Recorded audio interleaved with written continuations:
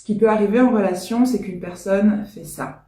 Donc, soit elle s'en va, soit elle devient froide, soit elle commence à revenir, partir. Et nous, dans ce cas-là, on perd tout notre pouvoir. On est blessé et souvent, ce qu'on essaye de faire, c'est de convaincre l'autre de revenir. Mais ça marche pas.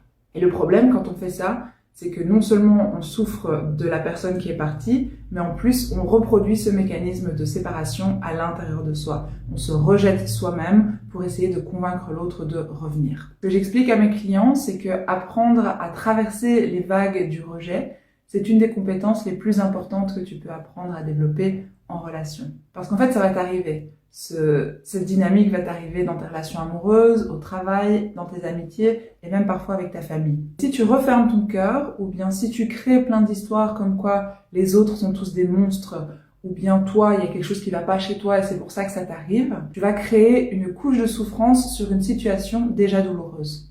Alors qu'en fait, le rejet, ça arrive à tout le monde. Ça fait partie de la vie, ça fait partie de l'expérience humaine.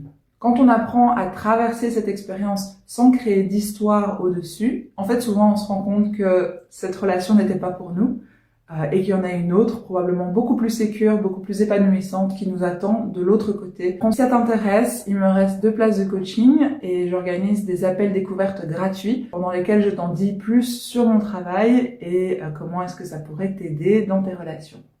N'hésite pas à me contacter et je t'en dirai plus.